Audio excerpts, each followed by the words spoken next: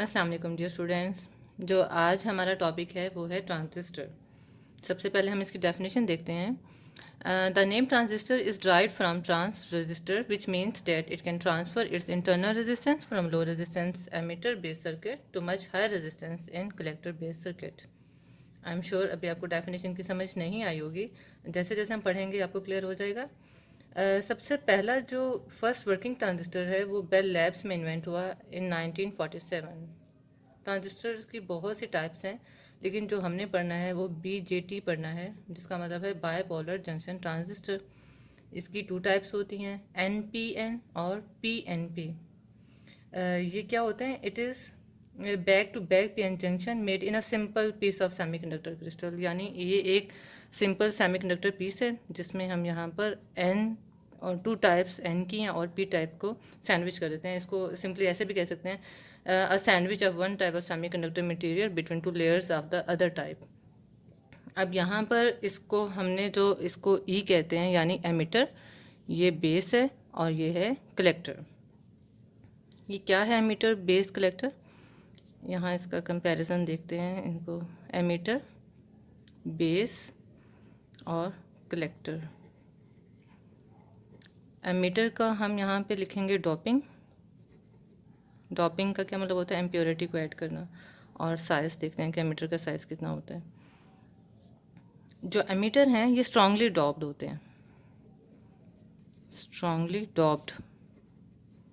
Strongly doped का मतलब इसमें इम्प्योरिटी ज़्यादा ऐड की जाती है एमिटर में, और इसका साइज़ जो है वो मॉडरेट है, दरमियाना सा साइज़ है, ना ही बहुत कम ना ही बहुत ज़्यादा। बेस क्या होता है? ये लाइटली डॉप्ड हैं, लाइटली डॉप्ड हैं, यानी इसमें जो इम्प्योरिटी ऐड की जाती है वो कम की जाती है, और ये थिन लेयर्ड होते हैं, दरमियान में थिन लेयर्ड होते हैं, और इसकी जो थिकनेस है वो 10⁻⁻⁶ मीटर तक होती है। और जो कलेक्टर है उसकी डॉपिंग तो मॉडरेट होती है, लेकिन जो उसका साइज़ है वो लार्ज होता है। अब ये एमिटर, इसको हम बोलेंगे strongly doped, base lightly doped, collector moderate. इसका सिंबल क्या है? इसको इसको हम ऐसे तो रिप्रेजेंट नहीं करेंगे, कैसे शो करेंगे? सिंबल से कैसे शो करेंगे? सबसे पहले यहाँ पर ही ड्रॉ कर देते हैं। सबसे पहले इसका सिंबल हम देखते हैं NPN का। एक बात ज़हन में रखनी है, जो करंट की डायरेक्शन होती है वो P to N होती है। तो यहाँ पर हम एक T शेप ऐसे बनाते हैं जो कि शो करता है बेस को, और ये बेस को शो कर रहा है, और ये है कलेक्टर के लिए और ये एमिटर के लिए। अब हमें कैसे पता चलेगा इसमें कौन सा कलेक्टर है और कौन सा एमिटर है? बेस का तो हमें पता है कि इसको इस साइड पे हम ड्रॉ करते हैं।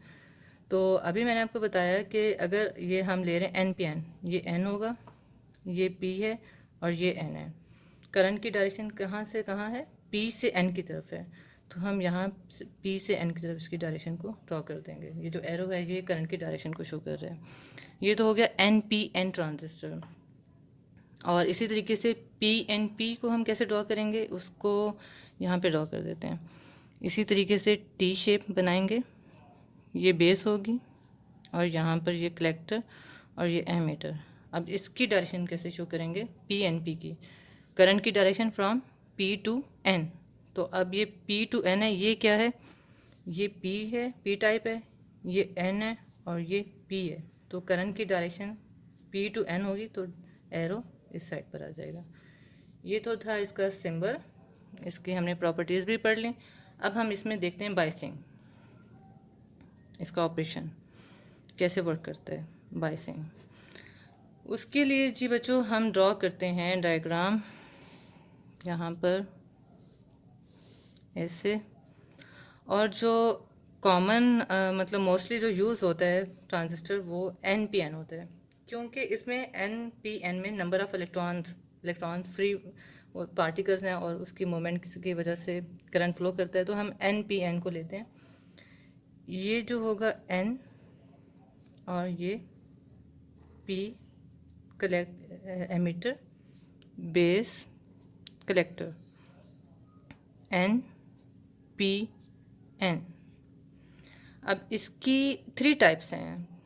क्या क्या टाइप्स हैं? यानी common base transistor, common base, जो कॉमन बेस होता है उसमें हम बेस को कॉमन लेते हैं, और सेकंड जो है वो कॉमन कलेक्टर, कॉमन एमिटर कर लेते हैं, कॉमन एमिटर, इसमें एमिटर को हम कॉमन ले लेते हैं। और जो थर्ड होगा वो है कॉमन कलेक्टर। अब जो हमने पढ़ना है वो हम कॉमन बेस को स्टडी करना है। कॉमन एमिटर की बहुत सी एप्लीकेशंस हैं जिसमें एम्पलीफायर भी आ जाता है, स्विच भी आ जाता है, लेकिन जो हम स्टडी करेंगे वो कॉमन बेस को स्टडी करेंगे। This is the normal condition of a transistor and without any biasing. हमें पता है कि यहाँ पर अगर ये NPN है, नंबर ऑफ़ इलेक्ट्रॉन्स यहाँ पर ज़्यादा होंगे, यहाँ पर भी नंबर ऑफ़ इलेक्ट्रॉन्स होंगे। माइनॉरिटी में क्या चीज़ होगी? होल्स होंगे। और यहाँ पर भी माइनॉरिटी में होल्स होंगे। और ये P टाइप है तो P में क्या होते हैं? होल्स होते हैं। अब ये तो एक नॉर्मल कंडीशन है। इसमें इधर कौन सी लेयर होती है? पॉजिटिव लेयर होती है। यहाँ पर नेगेटिव होती है। यहाँ पर पॉजिटिव होगी तो इधर नेगेटिव होगी। इलेक्ट्रिक फील्ड की direction from positive to negative होती है। अब हमने क्या करना है? अब हम ऐसा करते हैं कि इसके साथ एक रेजिस्टर को कनेक्ट कर देते हैं। ऐसे एक रेजिस्टर को हमने कनेक्ट कर दिया।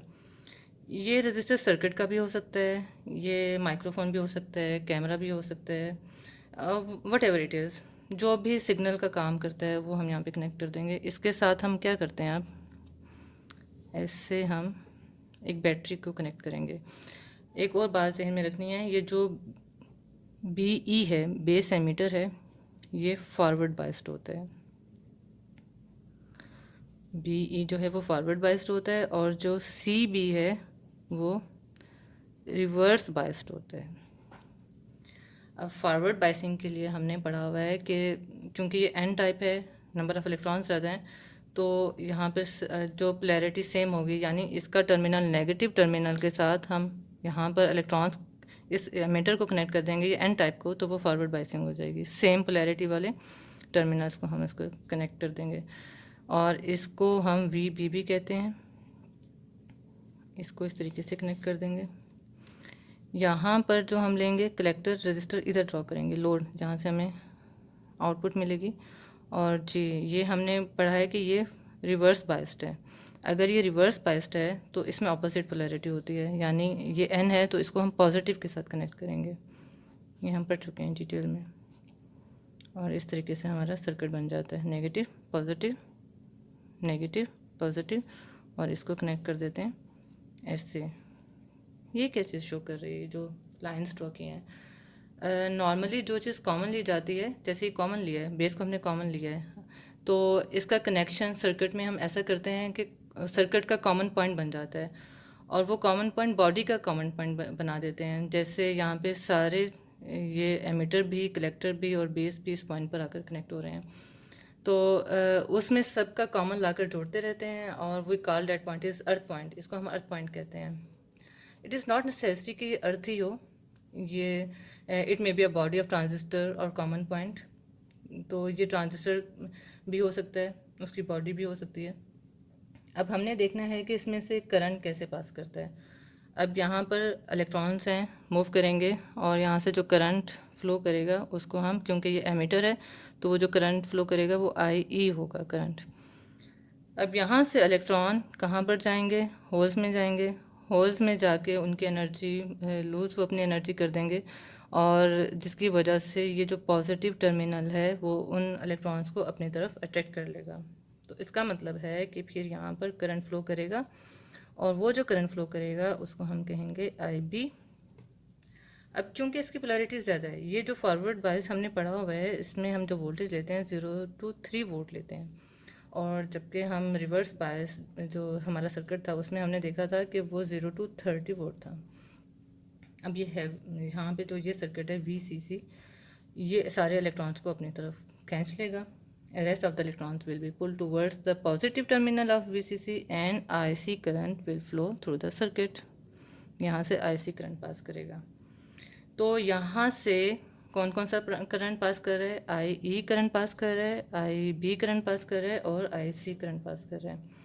अब according to definition forward biasing में रेजिस्टेंस कम होती है, रेजिस्टेंस कम होने की वजह से करंट यहाँ से पास करेगा। और रिवर्स बायसिंग में रेजिस्टेंस ज़्यादा होगी तो कम से ज़्यादा की तरफ करंट फ्लो करेगा। हमारी डेफिनेशन क्या है? resistor which means that it can transfer its internal resistance from low resistance EB to much higher resistance CB, यानी लो से हाई की तरफ क्या करेगा, उसको ट्रांसफ़र करेगा और इस तरीके से सर्किट में करंट फ्लो करेगा। ये सारा जो हमने इसकी वर्किंग पढ़ी है ये सारा हमारा डेफिनेशन के मुताबिक है। अब यहाँ पर जो करंट पास कर रहा है वो है I E is equal to I C plus I B. जो कलेक्टर का करंट है वो एमीटर का करंट है वो कलेक्टर प्लस बेस करंट। तो हमेशा जो आई ई करंट है वो ग्रेटर होता है आई बी से और आई सी, इन दोनों के करंट से आई ई करंट ग्रेटर होता है। अब यहाँ पर हम करंट गेन भी, उसका भी एक फार्मूला है करंट गेन का। करंट गेन का क्या फार्मूला है, उसको हम बीटा से रिप्रेजेंट करते हैं और उसका जो फार्मूला है वो आई सी ओवर आई बी, ये उसका फार्मूला है। और इसकी जो करेक्टरिस्टिक्स हैं वो डिपेंड करती है मैन्युफैक्चरिंग ऑफ ट्रांजिस्टर के, ट्रांजिस्टर किस मटेरियल का बना हुआ है, तो उस पर करंट गेन की करेक्टरिस्टिक्स डिपेंड करती हैं। जी बच्चों, ये था हमारा आज का टॉपिक। आसान था, आज सिर्फ इसका इंट्रोडक्शन था। नेक्स्ट हम जो पढ़ेंगे इसकी एप्लीकेशंस पढ़ेंगे, एज एन एम्पलीफायर पढ़ेंगे, स्विच पढ़ेंगे, ट्रांजिस्टर स्विच के तौर पे कैसे वर्क करता है। इसमें हमने देखा कि इसकी जो बीजेटी 2 टाइप्स हैं, फिर उसके सिंबल को हमने स्टडी किया, प्रॉपर्टीज़ क्या हैं इसकी। 3 टाइप्स होती हैं जिसमें हमने कॉमन बेस को पढ़ा, कॉमन एमीटर भी होता है, कॉमन कलेक्टर भी होता है, लेकिन वो उसको हम स्टडी नहीं करेंगे। इसमें सारा इसका वर्किंग के कैसे वर्क करता है, और फिर जो इसकी इक्वेशंस हैं ये बेसिक इक्वेशन है, फंडामेंटल इक्वेशन है, और यही इक्वेशन हर जगह यूज़ होती है, इसको बेसिक इक्वेशन भी कहते हैं। फिर हमने करंट गेन का फार्मूला भी देखा। उम्मीद है कि आपको समझ आ गया होगा। ओके बच्चों, अल्लाह हाफिज़।